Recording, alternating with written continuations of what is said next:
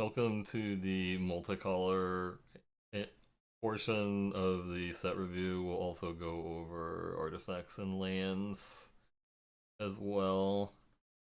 And the first card we're going to look at is Castrol the Wind Crested, 3 generic, white and a blue, legendary creature, Bird Scout, flying. Whenever one or more birds you control deal combat damage to a player, choose one. You may put a bird creature card from your hand or graveyard onto the battlefield with a finality counter on it. Put a +1/+1 counter on each bird you control. Draw a card. And yeah, it's pretty insane. I'm just gonna put it down as an A. I mean, it's just like all of the abilities on this are like really broken.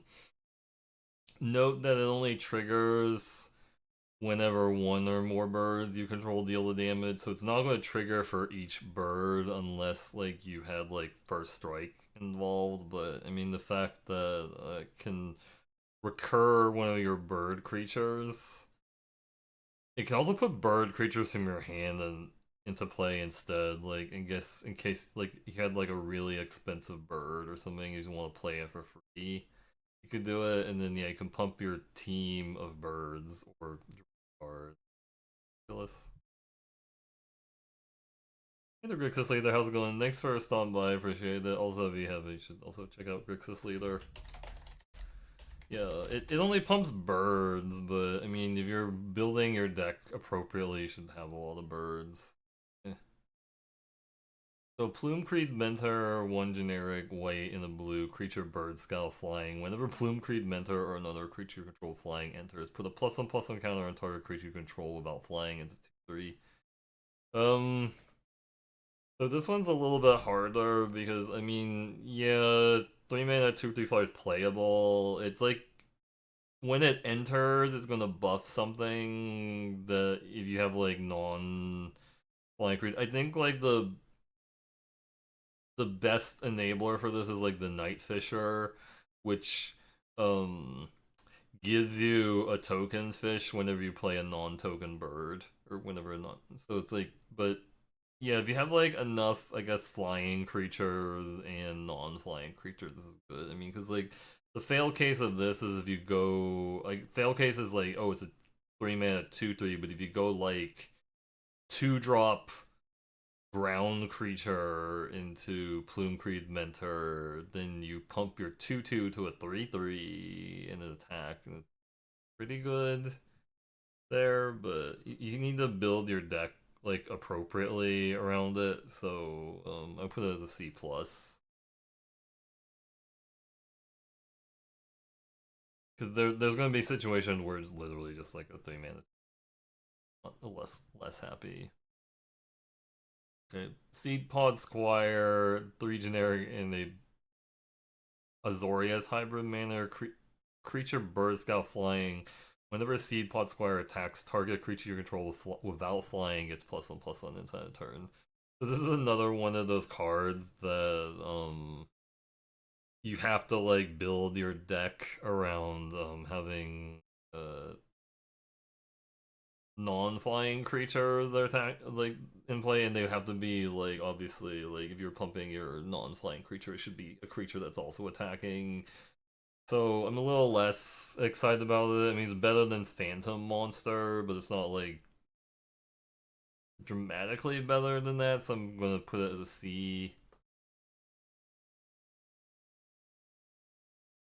Mind Drill Assailant, 2 generic and double Demir hybrid mana creature rat warlock threshold. As long as 7 or more cards in your graveyard, Mind Drill Assailant gets +3/+0, and then 2 generic and a Demir hybrid surveil 1.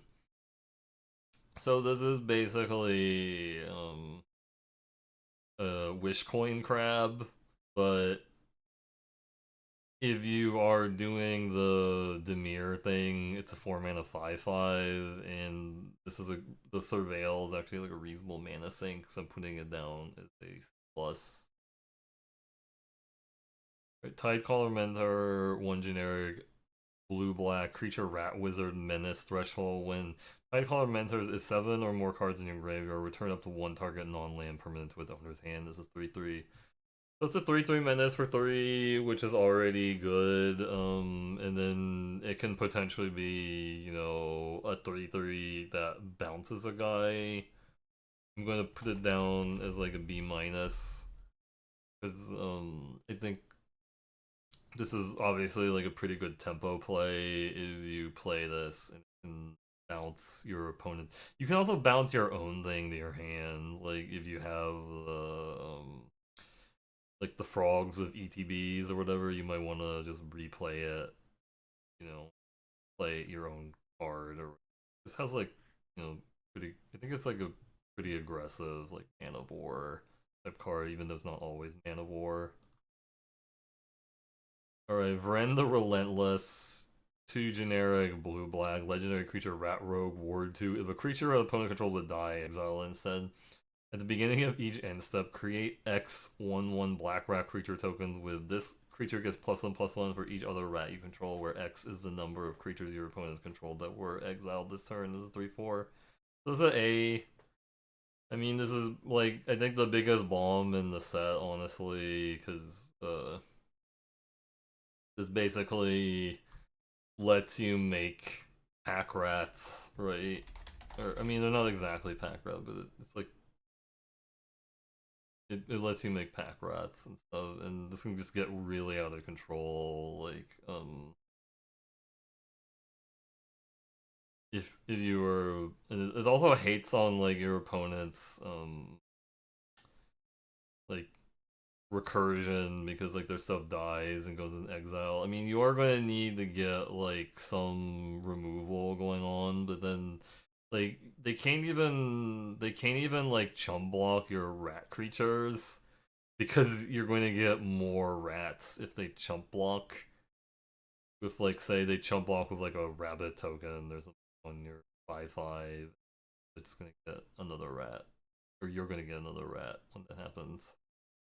Kind of insane because it just has creatures your opponent controls that were exiled, so it like even like their tokens getting exiled is like a, and you can also combo this with like guess exile removal, but just any that like kills a count because it's exiled instead.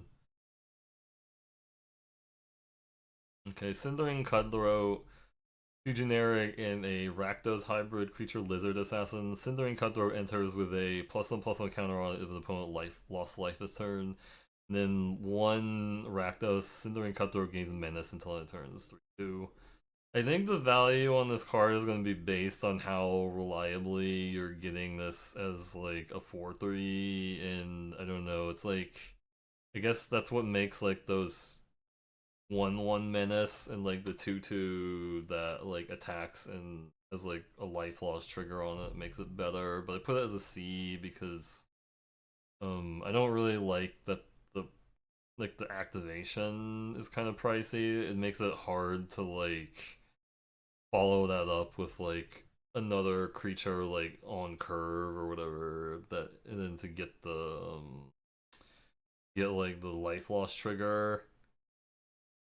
Like if it was like 1 mana, I would put it as like a C plus, but I think 2 mana like not great for me.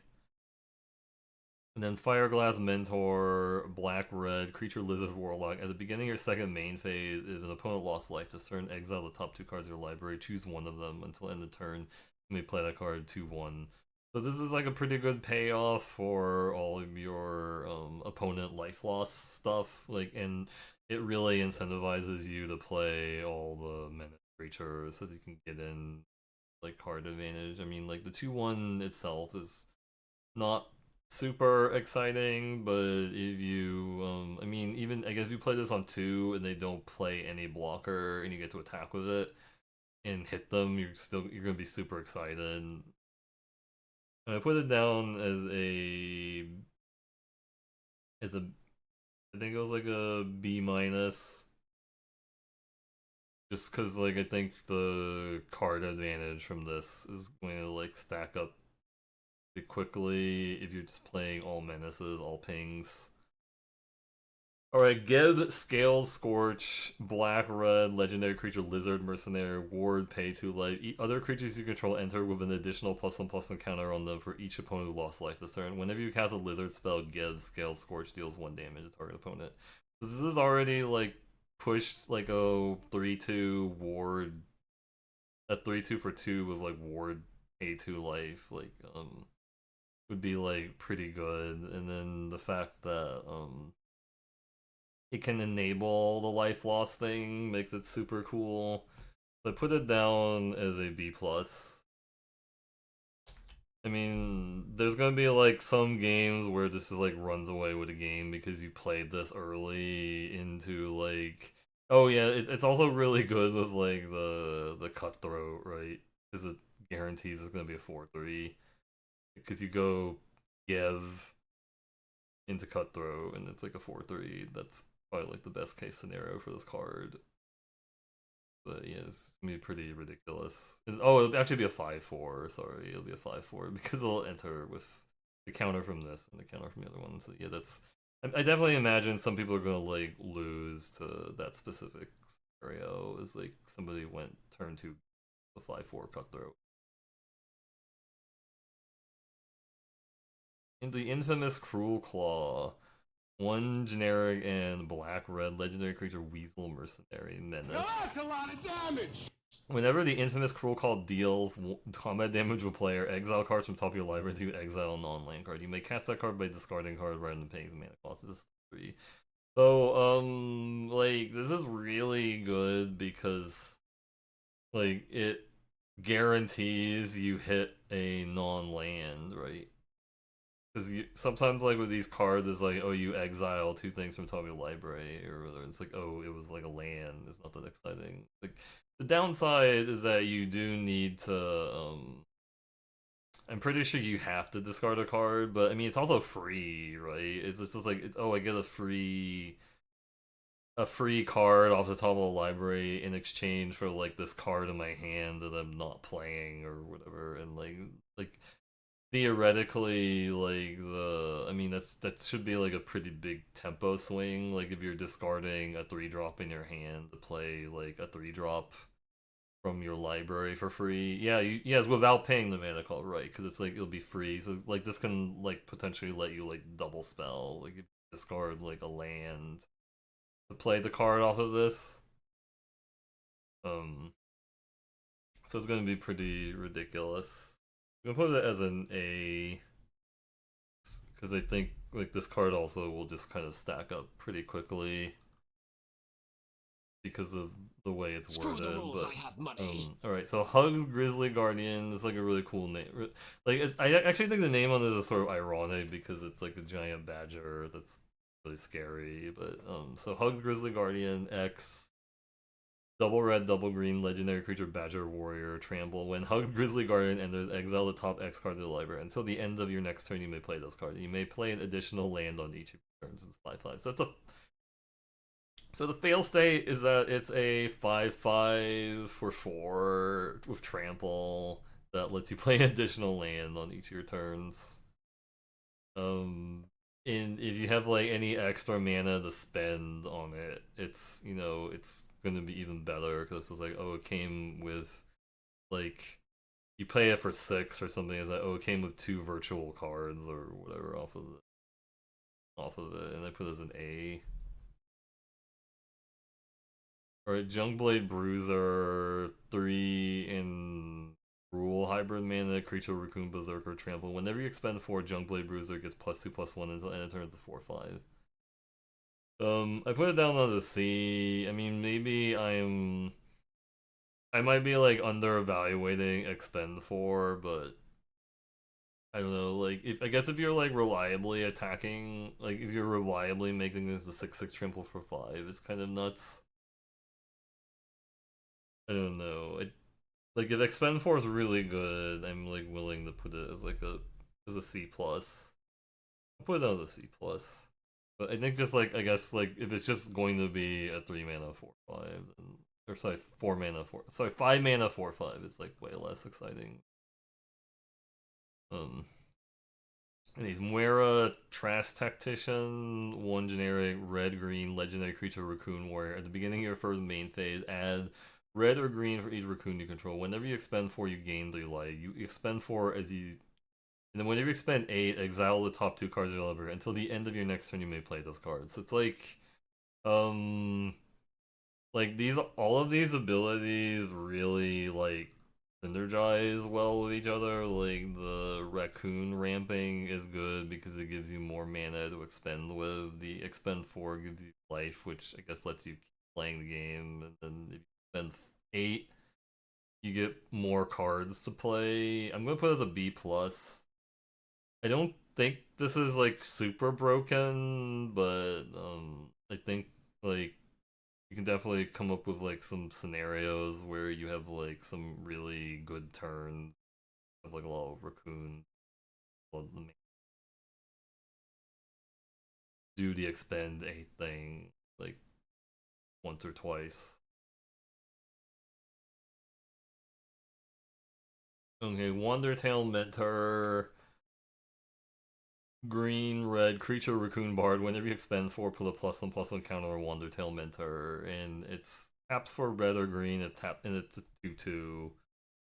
I'll put it as a B minus. Like it could grow reasonably quickly. Like if you play this on 2 and then you play like a 4-drop on 3, you could go land, play a 4-drop on 3. That's pretty exciting. And then I guess you play like a 5-drop and it's a 4/4, and it's probably gonna go pretty quickly. It almost has a white tip, you know.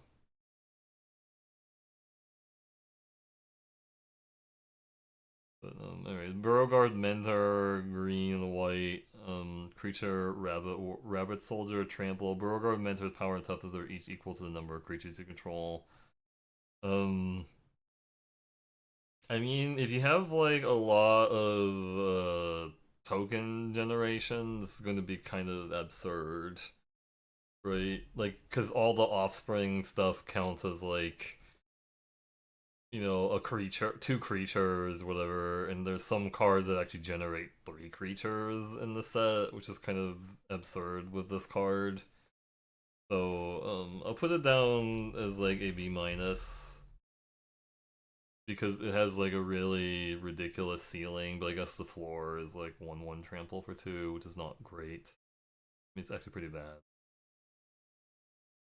Phineas Ace Archer, green, white, legendary creature, rabbit archer, vigilant reach. Whenever Phineas Ace Archer attacks, put a +1/+1 counter on each other creature you control that's a token or rabbit. And if creatures you control have total power 10 or greater, draw a card. So, I mean, this basically buffs your entire team if you're doing like the white green thing, right? It buffs your entire team, so put it down as a minus.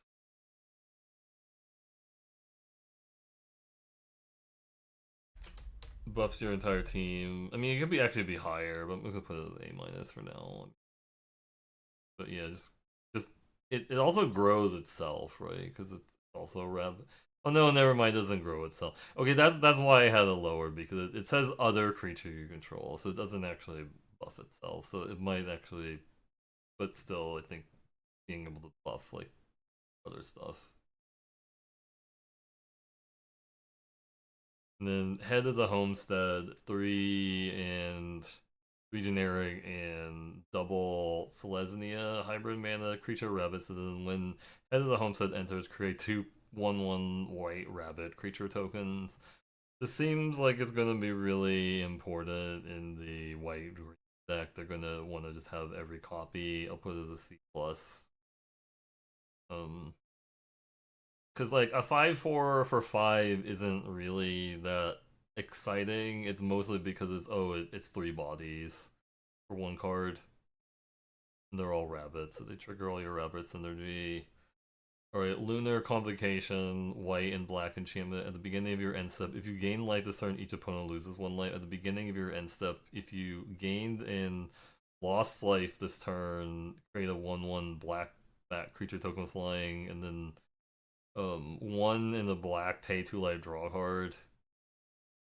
So, you want to have some way of like gaining life with this card, but if you have some way to gain life with this card, you can just activate it to fulfill like the life loss part of it, as long as you do it before your end step. So, yeah, you can do that to like, get the bat creature token, but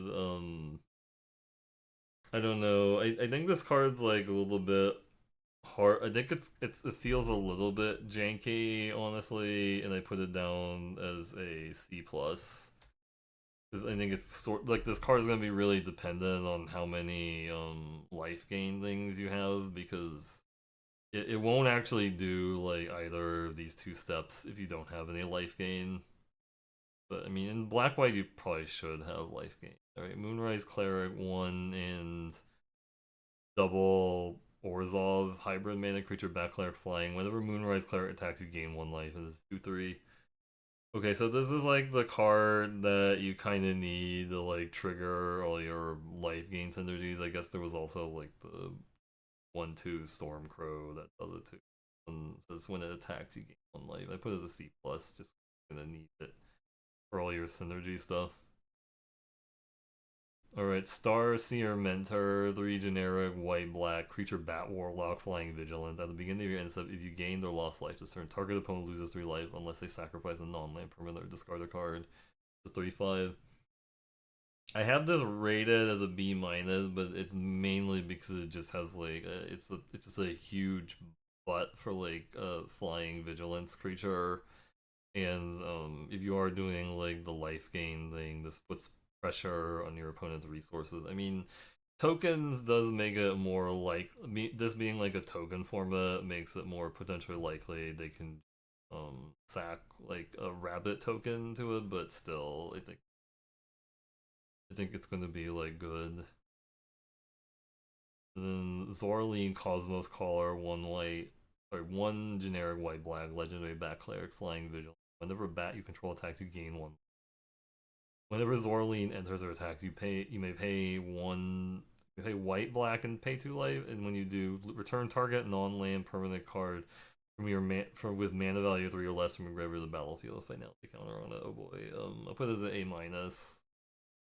Um, it's pretty absurd. Like, it just can potentially ETB and get something back right away, depending on if you have like the mana to pay.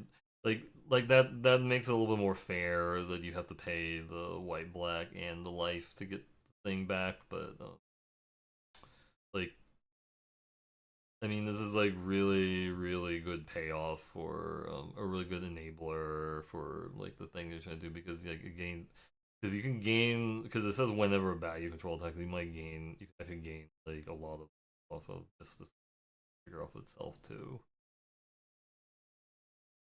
Alright, Alania Divergent Storm, 3 and a blue-red legendary creature auto wizard. Whenever you cast a spell, if it's the first instant spell, first sorcery spell, the first auto spell other than Alania you've cast this turn, you may have target opponent draw a card. If you do copy that spell, you may choose new targets for the copy. It's a 3/5.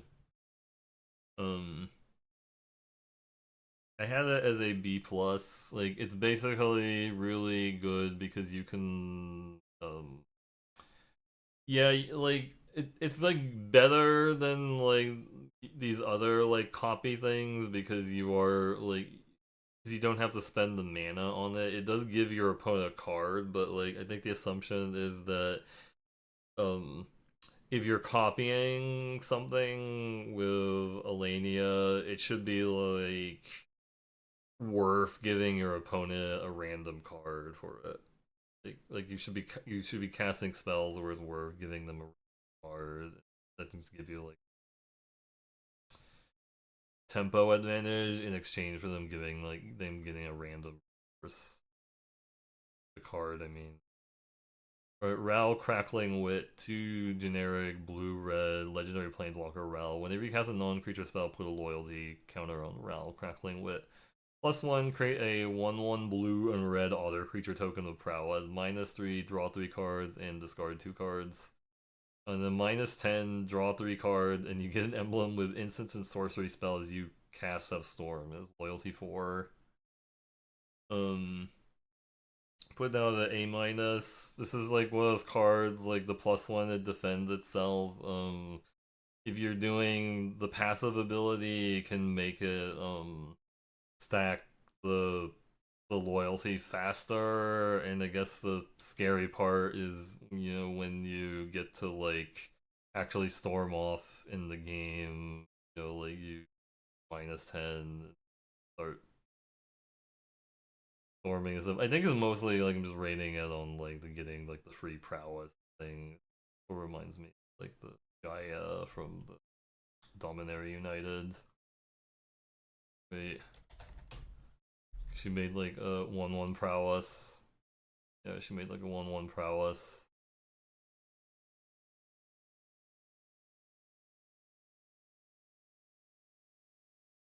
Okay, Stormcatch, Mentor, blue-red, creature, auto wizard, haste, prowess, instant and sorcery spells you cast cost 1 less to cast. So this is like as a 1/1. It's like similar to like Goblin Electromancer from the past. It's only a 1/1, but this has like more text on it because it has haste and prowess too. So I definitely see this card just kind of messing people up. I put it down as a B. It's gonna mess people up, and like I think it's a good way to like deal damage to them, and it also enables like the whole blue red wanting to cast multiple spells turn thing. Alright, Tempest Angler, 1 in hybrid. Is it mana creature auto wizard? Whenever you have a non-creature spell, put a +1/+1 counter on Tempest Angler. It's basically just like Spell Gorger weird, but I think it's actually going to be like way more supported in this format.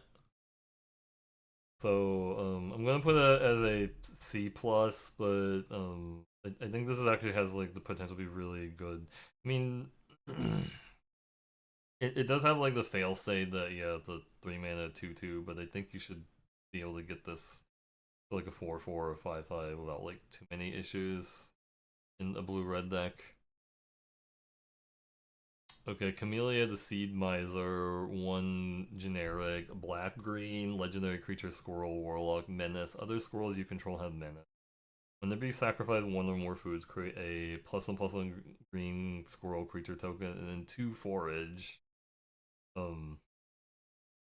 Put a +1/+1 counter on each other squirrel you control, and it's a 3/3. So a 4 is a menace 3/3 that gives all your other squirrels menace.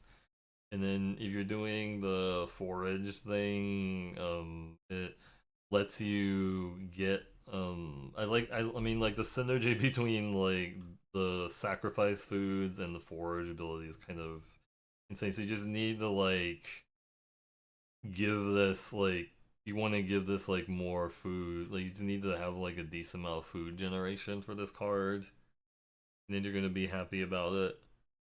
I'll put it down as a A-, just because like I think this card could get out of control, like based on like your food generation. All right, Corpseberry Cultivator, 1 and Golgari Hybrid Mana, creature, squirrel, warlock. At the beginning of combat on your turn, you may forage. Whenever you forage, put a +1/+1 counter on Corpseberry Cultivator. So like the fail state on this is not good. But if you actually are doing, I mean, you can forage by itself, I guess, like worst case scenario. Like if you don't have, any other cards that grow this, it's pretty bad, I guess, if you're just using this as like you have to use the ability here to like make a grow, but it's like there if you need it, and it does like I guess it does trigger some of your other things that care about like you foraging. I think it's really more of a C, but I'll put it as a C plus because there's probably like because again it can enable itself, but it's very slow. I guess if you're relying on itself to enable. All right, Vine Reap Mentor. Black and greens, creature squirrel druid. When Vine Reaper Mentor enters or dies, create a food token. This is 3/2. Put it down as a B minus. Like it's gonna be pretty like that might be high, but I think like the fact that it generates it generates a food token on the enter and the def or whatever, and you're like if your deck is really doing like the forge thing, you're gonna want all the like food tokens you can create. Alright, Yigra, Eater of All, 3 generic green or black green, legendary creature, elemental cat. Whenever a ward sacrifice food, other creatures are food artifacts in addition to their other types. And have the, two generic tap sacrifices per game delay. Whenever a food is put into a graveyard from the battlefield, put 2+1/+1 counters on Agra, I guess, or um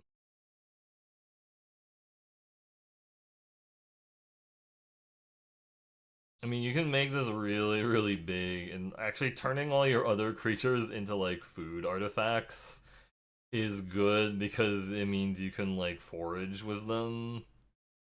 Like you can forage with them, which is actually pretty sick. So I'm gonna put this at A minus because I think this card will definitely be like kind of warping and like I mean, the ward sacrifice of food is mostly just saying like, oh, they have to sacrifice a creature. I guess they could also sacrifice a food target it or whatever. Like, I think the only real downside of this card is like, yeah, it's like chumpable because it doesn't have any evasion on it. Like, if it doesn't have trample or anything or menace even. It's like they can like I think the main thing I'm really interested in it is that it means you can turn like your creatures that aren't doing anything into like something like useful because you can just sack them as foods. Whatever. We're at Mabel, heir to Cragflame, 1 in a red white legendary creature mouse soldier. Other mice you control get +1/+1 when Mabel, heir to Cragflame enters. Create Cragflame, a legendary colorless equipment artifact creature token. Artifact token with equipped creature gets +1/+1 and has vigilance, trample, and haste, and equipped to 3/3. So I like this card. I mean, it triggers all your Valiant stuff because the Crag Flame is good, and it's better. I mean, it's not like I mean, it's actually a decent equipment. Like getting like all of those keywords and the +1/+1 for equip 2. It's not bad. It's not super broken. It's also like a tribal lord for mice. I'm gonna put it down as a B plus. Just because of how good it is in the white red deck. Alright, Seedglaive, Mentor, 1 red white, creature mouse soldier, vigilance, haze, valiant. Whenever Seedglaive Mentor becomes a target of spell ability you control for the first time each turn, put a +1/+1 counter on it. It's a 3/2. So I mean like a 3/2 haste or whatever, that's not very exciting. A 3/2 vigilance haste that's a little bit more exciting, but a 3/2 vigilance haste with Valiant that's super exciting. But I'm gonna put it as a C plus because I think obviously like the floor on it is still like I guess you attack with it,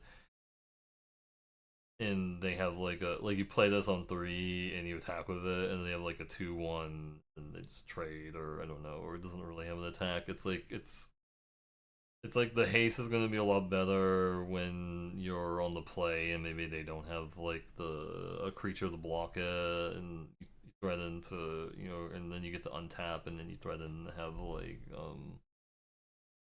combat tricks to like buff it, or you can throw like equipment on it to buff it and it gets better.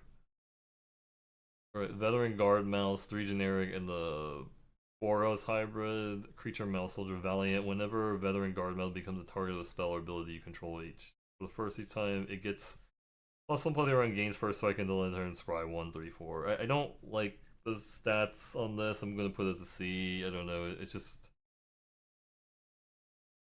I mean, yeah, I guess it threatens to become a 4/4 first strike with the Scry one, like if you are really deep into the Valiant, but I don't know. Otherwise, I think like the fail case is like kind of bad. Alright, Clement the Warrior War, one generic blue green legendary creature frog druid of vigilance. Whenever Clement the Warrior War or another creature you control enters, return up to one target creature you control to with lesser mana to its owner's hand. Frogs you control have tap, add green or blue, spend this mana only to cast the creature spell 3/3. Um I'm gonna put it as a B plus just because I think this card has a lot of like potential for like shenanigans with reusing like ETBs and stuff. And it also helps you like the whole turning all your frogs into mana dorks is also useful because like when you're like bouncing creatures back to your hand, it's obviously like tempo negative, and then like being able to tap your frogs to like for creature mana is going to be useful so that you don't like fall too far behind. All right, Dream, Do, and Trance are two generic green blue creature frog wizard reach. When Dream, Do, and Trancer enters, tap up to one target creature and put 3 stun counters on it. If you control that creature, draw 2 cards. It's 3/4. I really like the design on this card because it's like,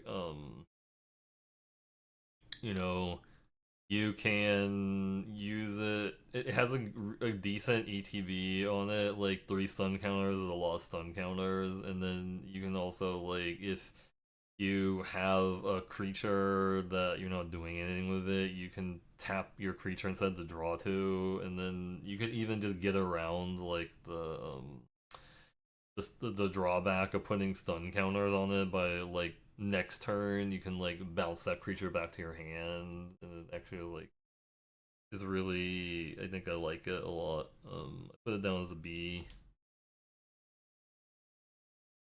Yeah. Hey, the alphaism, how's it going? No, we're going to the multicolor stuff now. That's what we're. But all of this is going to be on YouTube. Um, it's going to be on YouTube. Alright, so Lily Splash Mentor, but good to see you. Alright, so Lily Splash Mentor, 2 generic green and blue, creature frog druid reach, 1 generic green blue, exile another target creature control, and then return it to the battlefield under its owner control with +1/+1 counter, and activate only the source. So it's a 4 mana 4/4 reach. I think the reason this is super exciting is because it lets you reuse ETBs, and it triggers all your stuff that triggers when you when like a creature you control leaves the battlefield without dying. So this is definitely a card you're gonna be wanting to play in the green blue frogs. I put as a B.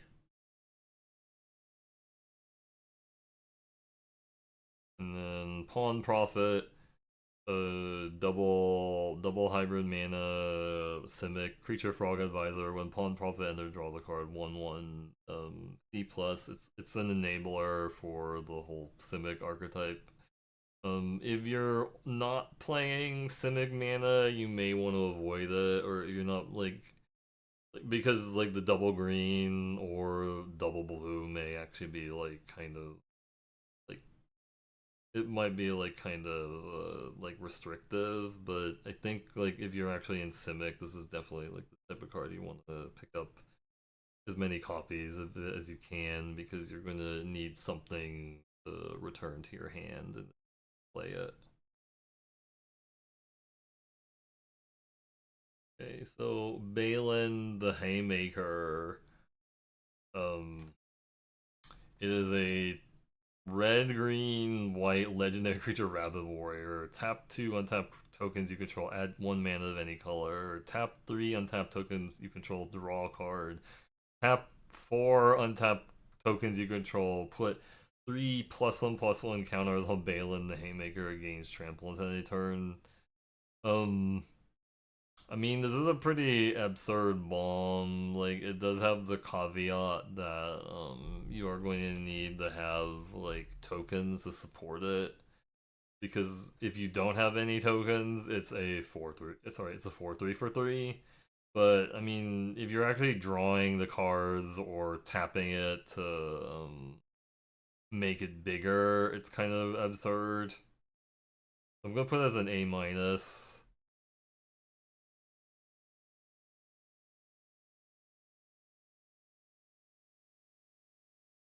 Alright, this card, Helga Skittish Seer, green, white, blue, legendary creature frog druid. Whenever you cast a creature spell with mana value 4 or greater, you draw a card, gain 1 life, and put a +1/+1 counter on Helga Skittish Seer, and then add X mana of any one color where X is Helga Skittish Seer's power. Spend this mana only to cast creature spells with mana value 4 or greater in their, or creature spells with X in their mana costs. I mean, this is like, it's kind of interesting because it's like, I think it's like better in the expend 4 archetype than it is like just by itself. But I think since like blue and green are probably going to be playing more towards like the expensive part of the curve, I think that makes it better. And then just getting like a refund on all of your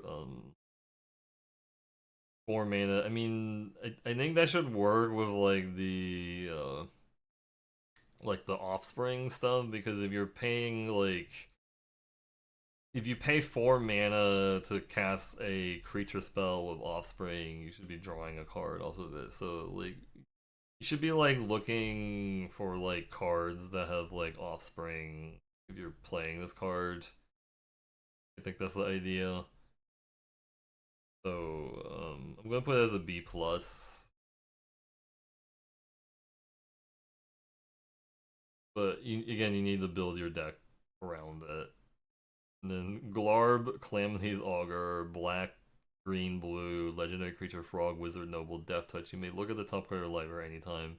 You may play lands and cast spells with mana value 4 or greater from the top of your library. Surveil 2 into 2/4.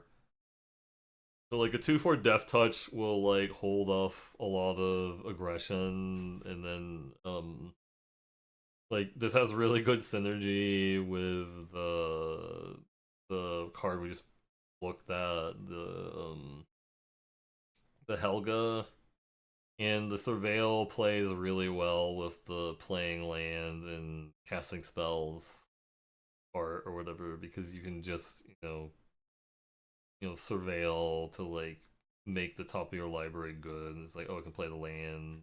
I can like Surveil 2 is really good there. I put it as an A. Like this card will like take over the game by itself. Like if you get to, especially if you get to untap of it. Um. Okay, so now we're in artifacts. So Bark Form Harvester, 3 generic artifact creature shapeshifter. Changeling, this card is every creature type. Reach, 2 generic, put target card from your graveyard on the bottom of your library. 2/3. So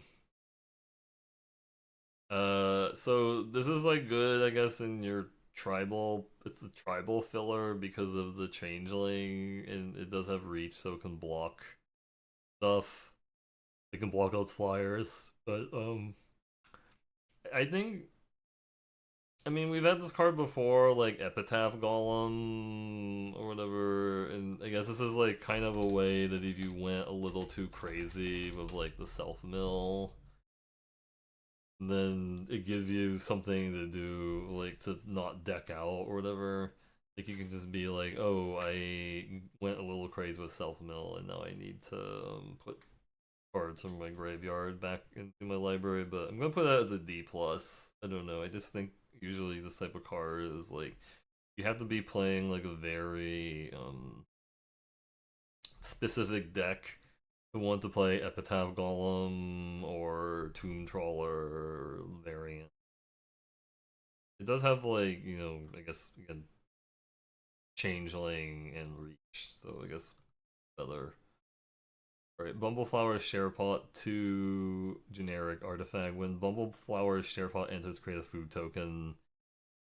5 generic tap, sacrifice Bumble Flowers Share Pod, destroy target non-land permanent, activate only the sorcery. I mean, it does give you a food, which I guess is not bad. It costs 5 mana to destroy the permanent. It's just, I think this is sort of like emergency removal. It's emergency removal, and I put as a D. It gets better, I suppose, if you have things that will return a permanent from your graveyard to your hand, so you can, like, replay it. I don't know. Like, I mean, I can definitely see like some loops potentially if you play this with like the 3/2 that you bridge to like return a permanent from graveyard to your hand when it enters, but I don't know. I just think usually this type of card is like you just play it as like filler and you don't have other. Okay, Fountainport Bell, 1 generic artifact. When Fountainport Bell enters, you may search your library for a basic land card, reveal it, and then shuffle and put that card on top. And then 1 generic, sacrifice Fountainport Bell, draw a card. Um, this is very similar to like, you know, Traveler's Amulet, but I like it's actually a little bit better because like with the Fountainport Bell, you can play this on turn 1 and then like guarantee that you have like a basic land to draw that, like, say you really need to have green on turn, then like that's a sub better than like Traveler's Amulet would.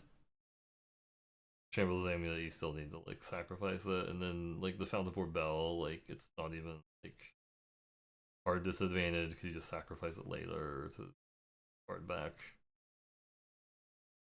I mean, it's fine. I put it as a C. Yeah, it says 2 cycling late game. Yeah, because you're right. Because you don't actually need to search your library. Also, welcome back, Crash. Yeah, you don't need to actually search not to do it. All right, Heirloom Epic, 1 artifact or 1 generic artifact, 4 generic tap draw card for each mana in this ability's activation column. You may tap an untapped creature you control rather than pay that mana. Activate only the sorcery. Um,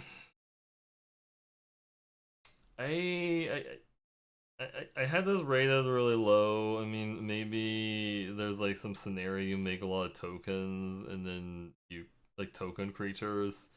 You can just tap them to like draw, but then do the really aggressive token decks really want to be tapping all their guys out to do this. And it says activate the sorcery, so it's like you don't even you have to like commit to doing this, and you can't even like because you can't even like if you choose to spend mana on this, you're like, oh, I have to spend the mana before the.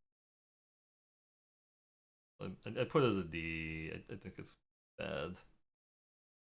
Yeah, I feel like the format's really aggro, so it's like I don't know if you have like time to spend doing this, but like, there could be a scenario where you have like a bunch, like I said, a bunch of rabbit tokens that aren't doing anything, and then you tap them for this. But then why are you playing this in rabbit deck? Because I'm playing a rabbit deck, you're probably trying to like win by damage, not by the. Alright, Patrick Banner 3 artifact. As Patrick Banner enters, choose a creature type. Creatures you control of the chosen type get +1/+1 and add 1 mana of any color. Um, I think this is gonna be a pretty variable card. Like, I mean, it's gonna be like a high variance card. Like, if you are playing like the deck that's like literally only 1 creature type, it's gonna be pretty busted there. Like when it buffs all of your creatures. Like, I don't know, there's like some decks here that can play like mono 1 creature, probably, like, you know. But I guess on the other hand, are these like 2 color rabbit decks? Do they actually want to play like a 3 mana rock? I guess just pump the team, but I'll just put it down as a C plus. I mean, it's not quite glorious Anthem. I mean, I could see it being higher. I guess if you're truly just 1 tribe, like a B minus, but. just truly one-tribing it, right? You like the one-pip bombs, but like yeah, it's like fixing. It's like clearly better if you're like focusing on like one, like you're very focused on like one creature type. Like if you're just playing white green, but you just only want to play every rabbit, or you're playing like black blue, but you just only playing rats and not playing anything else. Okay, short bow, 2 generic artifact equipment. Equipped creature gets +1/+1, has vigilance and reach. Equip 1. I mean, I think this is going to be better in the deck where you like need the Valiant triggers and stuff. Like, there's formats where Short Sword has actually not been very good, and then there's like formats where it's better. Like, I don't like the thing is I'm not sure like if you can afford like outside of like the Valiant deck, because like the Valiant deck just wants like all the cheap. This is like the probably one of the cheapest way to equip a guy, which is why I'm gonna rate it higher than I think it should be. But I'm gonna put it as a C plus. But I mean, there's definitely gonna be some decks that don't actually care about adding like a single stat, or whatever, or like even like the vigilance and reach out of them. But I think it's like because the Valiant deck might just be really needing the cheap target ability, since like, most of the other stuff is like higher speak higher equip costs. We're like looking at Starforge swords for generic artifact equipment. Gift a tapped fish. When Starforge enters, if the gift was promised, attach Starforge sword to target creature control. Equipped creature gets +3/+3 and loses flying. Equipped. So, I feel like this type of equipment is often like a trap type of card. Like look at this card from AFR as like a good example. It's like it seems really good in theory. Is like you go like, oh, I put +3/+3 on my guy or whatever for 3 mana. This one I mean, this one gets a little bit better, I suppose, because there's like trample creatures, and there's also like a little 1/1 rabbits that you might just have like laying around that aren't really doing anything, and then you can just be like, okay, make it a 4/4, and I think there's like a negative. There's definitely like situations where you play this type of card or like this type of card, and then you just get like tempoed out because they have removal in response.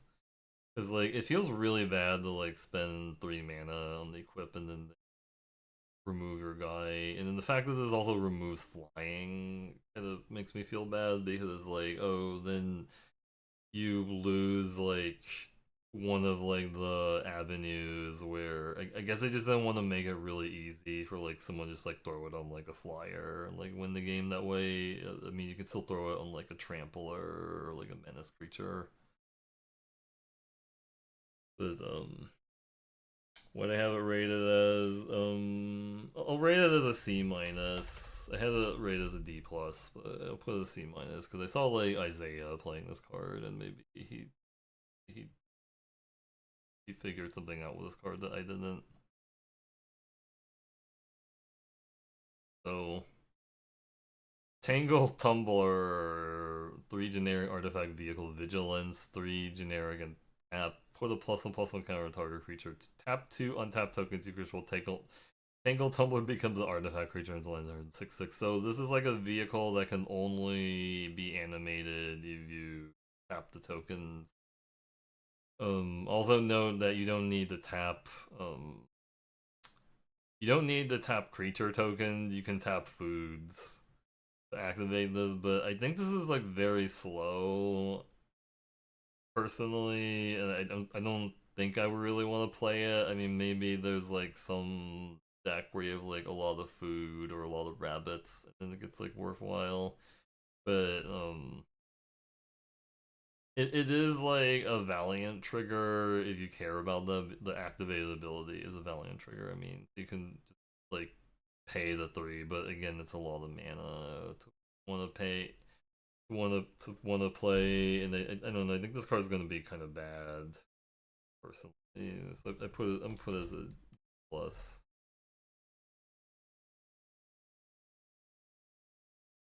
And then 3 tree mascot, 2 artifact creature shapeshifter changeling, 1 add 1 mana of any color, activate only 1. I mean, they had this before, like the Scarecrow or whatever. Like the this card exists a lot. It has tribal stuff, because it's changeling that helps.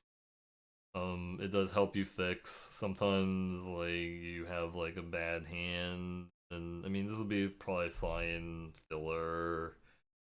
And again, it helps with like your tribal stuff. I'll put it down like a C as like filler,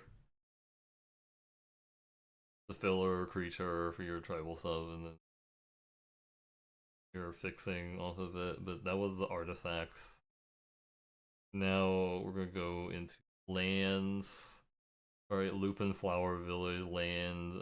There's a cycle of these, by the way, where they tap for colorless and they tap for 1 specific color mana that only lets you cast creature spells. It's a good distinction. And then you can they also have like a 3rd activate ability, which usually involves sacrificing it to do something. The Lupin Flower Village, what it does is like you can look at the top 6 cards of your library and sacrifice it. Pay 1 and a white, 1 generic and a white. Tap, sacrifice Lupin Flower Village. Look at the top 6 cards of your library. You may reveal Bat, Bird, Mouse, or Rebel cards from among them, put in your hand. Put the rest in the bottom of your library in the random order. I will have these rated as C plus, just because I think like they mostly do the same thing or whatever. IMO, like this one is clearly pretty good if you are like doing like if like 2/3 of the cards in your deck are like these tribes, you're gonna be happy with. And I mean, you look at 6 cards, so it's like um less likely or like whiff on this type of card. I think these are better than like basics usually, as long. Oh no, they definitely do different things, but I think the value, I'm saying like the value of each of them is like somewhat similar. That's all. Right. I think the black one has like is potentially the best because it's like it doesn't have. I mean, it still does have like a deck building requirement, but it's just like I think the black one is like probably the easiest to like use personally. But yeah, I mean these are like, again, it's there is a downside that you kind of need to be playing like a 2-color deck because these only tap for colorless inherently. I mean, yes, they can tap for a single color mana, but only to cast creature spells, which could hurt you. But I am going to go through all of them, just saying, like, I think the ability, like, somewhat similar value, I think. So Lilypad Village is a blue one. This one, it taps for colorless, taps for blue that you can only spend on a creature spell, and then blue taps Surveil 2. You can only activate it if a bird, frog, otter, or rat enter the battlefield under your control this turn. So usually that involves you like playing one of those creatures from your hand. I mean, if it's like, again, there's also like the card, like maybe if you're playing like blue, like exile one of your creatures and then return it to the battlefield. That would also let you, when the creature comes back, you'll be able to use the Surveil on this. But again, I just have the rate as a C plus because I think it's better than like I do think like lands are usually like, if they have some kind of like utility, they're usually better than just like a random card that you could put in your deck, like an average type of card that you could put in your deck, because I think the lands that have utility, they're like good because they do something like late game. They like help mitigate the main issue with like magic, which is like flooding out. The Mudflat Village is the black version, which is like, again, tap colorless, tap black, spend the mana only. Creature spell, black mana. And one generic black tap, sacrifice Mudflat Village, return target bat, lizard, rat, or squirrel card from your graveyard to hand. And I think, like, the reason I think this is slightly better is because I think the black decks will be able to surveil. They'll be able to fill their graveyard a little bit better. So I think they'll have, like, I know the other cards don't care about the graveyard, but I think, like, if you're playing a black deck, you should get a good selection of stuff for this. And then Rockface Village is the red version, which is, again, tap add colorless, tap add red. The red mana can only cast on a creature spell, and then red tap target lizard, mouse, or otter or raccoon you control gains +1/+0 and gains haste until end of turn. Activate only the sorcery. So actually, I mean, I guess this is actually cool because it works with Valiant. That's something I didn't think about. Like, this triggers Valiant. That's an ability. And I mean, it does sort of force your opponent to play a little differently if you have this on the battlefield. Like, if they're low on life, they might need to, like, leave an additional blocker up because you threaten to give haste to something next turn. It is functionally like tapping 2 lands to do this, because you have to tap the land itself and then tap a red source. So it's like, it might be a little bit harder to like curve out, but late game this does seem like a good way to, like, force your opponent to leave creatures back. Again, it triggers Valiant. And then there's Oak Hollow Village, which is a tap add colorless and then tap add green. You can only spend the green mana creature spell, and then green tap. Put a +1/+1 counter on each frog, rabbit, raccoon, or squirrel you control that enters the battlefield this turn. This is gonna be really good when you either have like the cards that make multiple rabbits, or you can also combo it with things that like exile your frog and return to play. I mean, it's probably just fine to like tap this and land the buff like your single creature. This is gonna really reward you for, like, multi-spelling. Like, I'm gonna go like, double frog in 1 turn, or double raccoon deck with like a lot of mana to like potentially like double spell. So again, they had these lands rated as C plus cycle. And Fabled Passage, land, tap, sacrifice Fabled Passage, search your library for a basic land card, put it on the battlefield, tap, and then shuffle. Then if you control 4 more lands, untap that land. This is basically Evolving Wilds plus.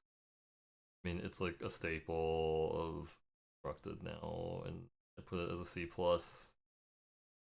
It's really closer to like a C, I guess, if you don't really need the fixing that much. But like, I played these cards even in the decks that aren't like 2-color decks still sometimes, because I just like value the ability to have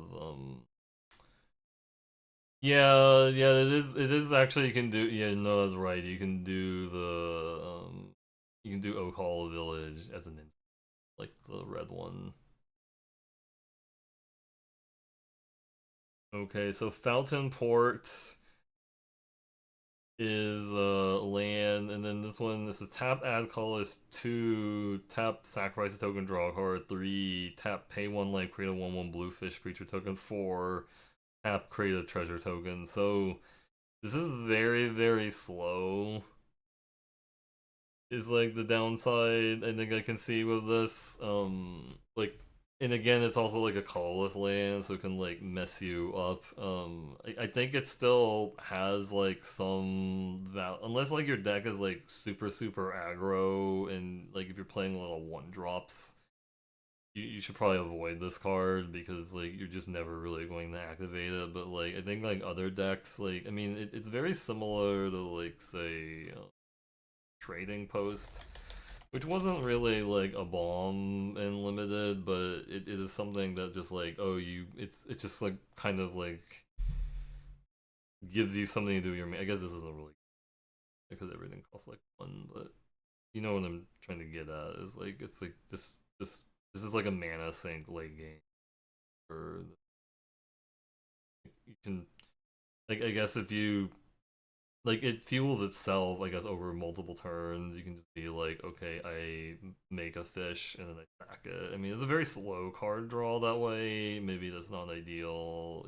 Probably better to support this with it's better to support. Yeah, you can sack food to it. I mean, it just makes tokens by itself, but clearly it's better if you're also making tokens.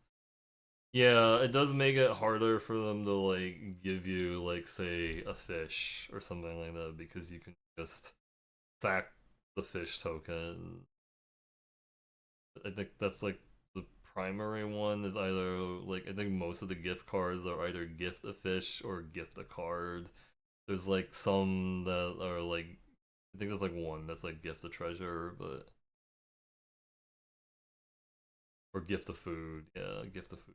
Another one that pops up a lot. So yeah, if they gift you a food, you stack it to the fountain port. But I think like what I'm saying is like the downside is colorless land, which might hurt you if you're trying to like curve out. So I put it as a C plus. It's also just very slow. Like some decks are just not going to this at all, and it's basically just colorless land. It hurts them, not hurts them, but I mean hurts them in their spells harder to cast. Alright, and then Hidden Grotto land. When Hidden Grotto enters Surveil 1, tap add colors, 1 generic, um, tap add 1 mana of any color. So, like, the history of this card has changed a lot. Like, there was actually a time when this card used to be called, like, Unknown Shores. And it was basically, like, unplayable at that point because, like, it was just, it's like, it was just actively hurting you when you played, like, Unknown Shores in your deck. And then they upgraded it because they started putting like Graveyard Matter stuff is good, but they like upgraded this to Crystal Grotto in one of the like I think well it was like Dominaria United also in Wildsville Drain, and then this actually became like a more reasonable card to play. Well, I guess Wildsville Drain and Dominaria United were also multicolor sets, but and then the OTJ actually upgraded again and became Conduit Pylons. Yeah, Conduit Pylons. Exactly. What I was thinking. Yeah, Conduit Pylons, and this is basically just Conduit Pylons, just as a different. Yeah, I mean, this is going to be a pretty reasonable card to play. Again, don't play it in your deck that's has like a lot of like one drops, but yeah, you can. But I just put it as C plus.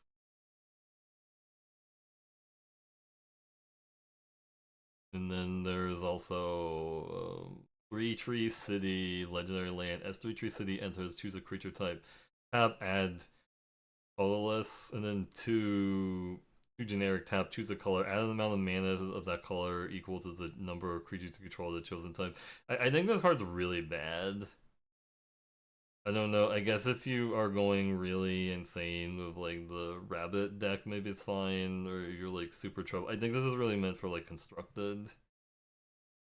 Yeah, I put it as like a D or whatever because I think this is actually gonna like mess people up a lot. Like, I mean, the thing is, like, people play. I mean, I remember people playing like Nykthos in like limited, and even then, I still didn't really like agree with it. Like playing Nykthos because like a lot of people. Oh, let's say Nykthos. Yeah, this card in like limited is not something like you should really doing IMO unless you have like a very specific plan. But yeah, it's like very similar. Those. Also, I didn't realize Nykthos is like almost $4 now. Thing. Yeah, 4 guys is +1 mana. You can, yeah, a lot of work. Alright, and then Uncharted Haven, land. Uncharted Haven enters the battlefield. Tapped as Uncharted Haven enters the battlefield, choose color. And tap, add 1 mana to the chosen color. Again, this is like hard to avoid if you are playing a lot of 1-drops, but flashing at all.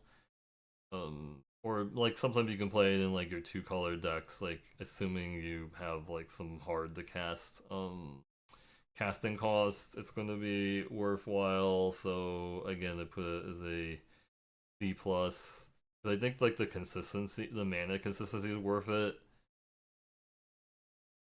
I think the mana consistency is worth it. Like just being play this and say like, oh, it's mana. I actually understand why they put this in the set and not like Evolving Wild, because they didn't want to put like a common card that fuels threshold there. Like a common card that fuels threshold for quote unquote free.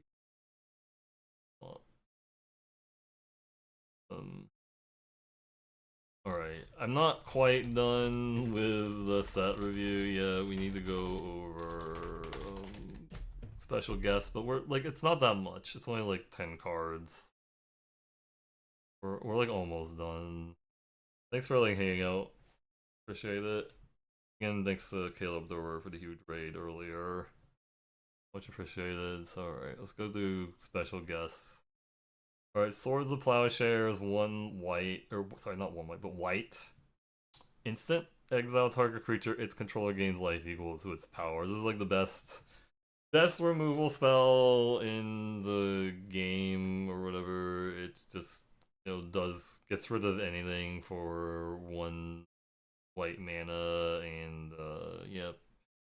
Again, put it as a B. But yeah, it's really good. I mean, the thing is, I don't put it higher because like I don't think like a removal spell isn't going to like win you the game by itself. Is the idea behind it, but it's just so efficient like that you'll like first pick this card out of all the packs. Anyways, like assuming you see it, it's a mythic. But I mean, in Strixhaven, this card was also like really like first pickable as well, because this was like was on the Strixhaven whatever special bonus sheet. I mean,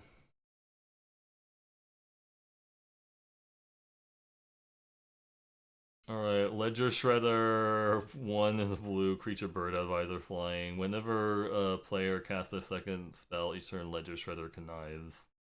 I mean, yeah, this fuels Surveil. It fuels Surveil, and, it grows. Like, it triggers on both players. What does it be?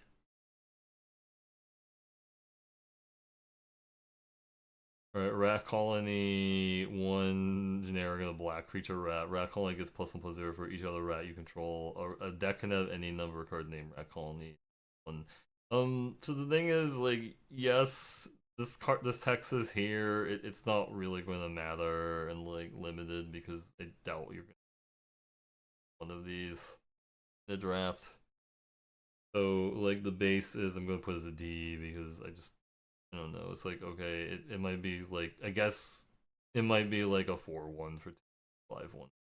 Yes, but again, it's still like an X1 though. It's not like it's broken. And then Relentless Rats, 1 generic and 2 black creature rat. Relentless Rat gets +1/+1 for each other creature on the battlefield named Relentless Rat. A deck can have any number of cards named Relentless Rats. Well, this card's actually just, I think it's just straight up an F, because it's just gonna be a 3/2/2. It only gets bigger if there's other creatures named Relentless Rats. That's very unlikely to actually happen in like limited. Barring like some kind of clone shenanigans. I guess. But why would you want to clone this anyways? A Kindred charge. 4 generic, 2 red sorcery. Choose a creature type. For each creature you control the chosen type, create a token that's a copy of that creature. Those tokens gain haste. Exile them at the beginning. Yep. I mean, this is definitely going to be really good in your meme or whatever deck, but I don't know. I don't think this is actually going to like work super well in practice unless you did draft like the deck that was like 12 plus creatures of the same type and they're all in play, and you have like a bunch of them in play and you copy. I don't know. It feels like there's a lot of hoops that need to be jumped to do this, and I put it as a D plus. Feels like way too much things has to go on. Okay, and then Sylvan Tutor, green, sorcery. Search your library for a creature card, reveal it, shuffle, and put that card on top. It's card disadvantage because you have to, you're actually losing a card by doing this, and usually like tutoring isn't even that broken anymore. Like I don't know, it's like if you actually look at like the 17 land stats on like demonic tutor or whatever, they were actually not wasn't that amazing, or like, and that demonic tutor is actually like, you get any card, not card disadvantage. I mean, Sylvan, I guess Sylvan tutor costs 1 mana, but yeah, I mean, they'll tutor. Yeah, it's slow card disadvantage for sure. So I put it as like a D, really more like a D. So you just like avoid it. Like maybe if you have like some really absurd bomb that you're willing to go down a card for it, but yeah. Alright, Toski Bearer Secrets, 3 generic green, legendary creature squirrel. This spell can't be countered, indestructible. Toski Bearer Secrets attacks each combat of Able. Whenever a creature you control deals combat damage to player, draw a card 1. I mean, this is pretty good in your swarming deck. I mean, if like this can really stack up pretty quickly. The the card advantage here can stack up pretty quickly. It does have the disadvantage that it's a 4 mana 1/1. It does have indestructible. There are like ways of like exiling it now. There's like a bunch of ways to exile, or whatever, which that's something you can tell. But like I think the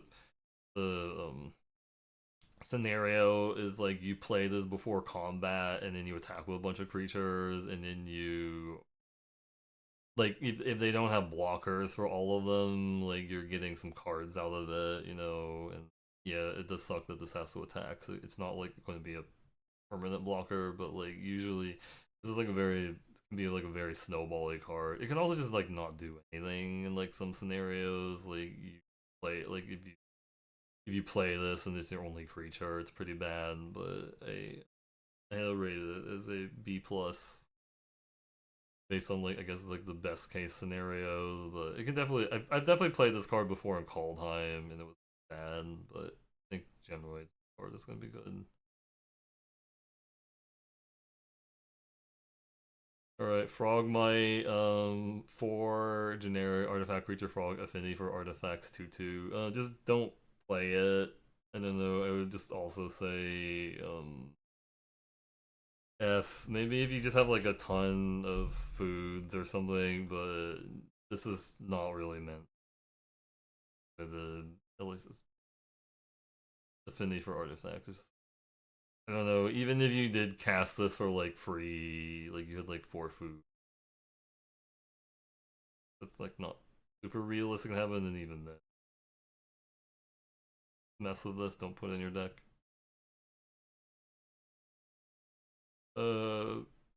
Somewhat two different, yeah.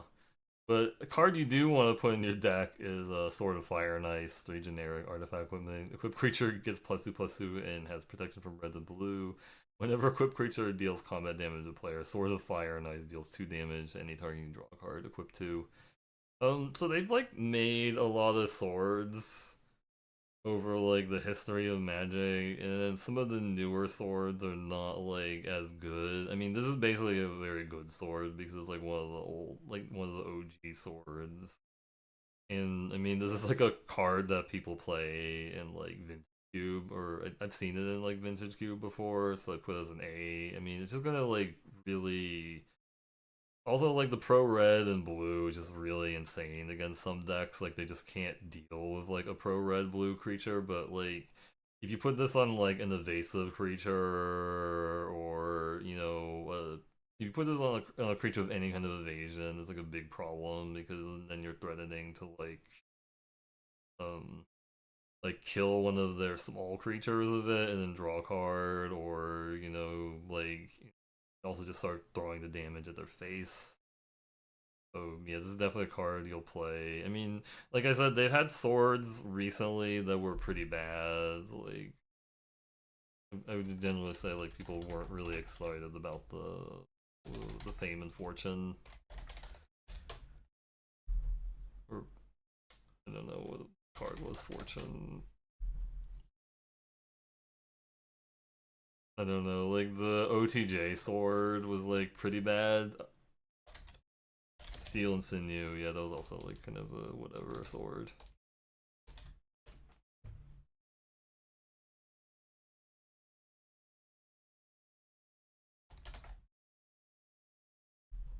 Oh man, there's like a lot of different things. A lot of sort of something.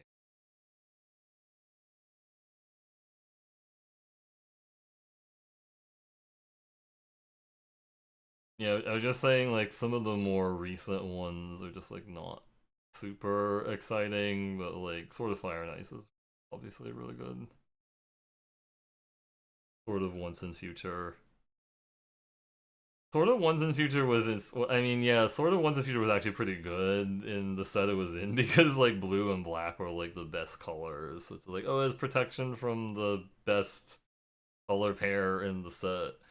I mean, that card also did sort of require you to build around it because you needed to put in cheap instants and sorceries so that you can flash it back. But some decks just couldn't beat it because it's just like, oh, I have pro blue black, I have protection from everything play.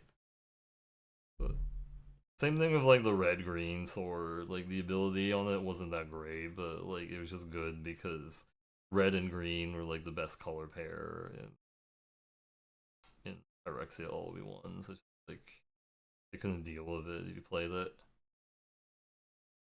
I guess they could play Artifact Hate or something. Difference.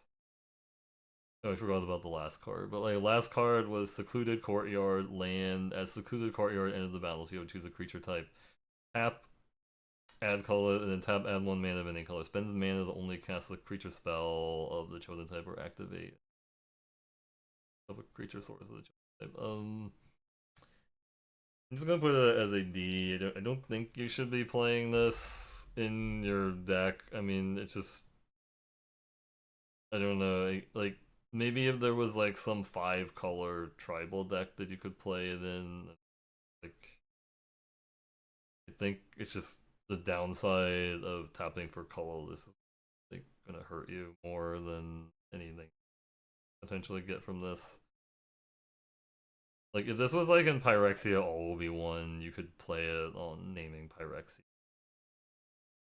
That set was like 90% Pyrexia and there's so it's like, oh, okay, then you could just splash potentially for like your Pyrexian creature, but yeah, you probably should just avoid the card I'm talking about here. Alright, well, thanks everyone for watching this. You have reached the end of the Bloomburrow limited set review. If you want to watch Magic content, please check out my stream at twitch.tv/MercurioBlue, and I hope that you'll join us in the next set review. But anyways, good night.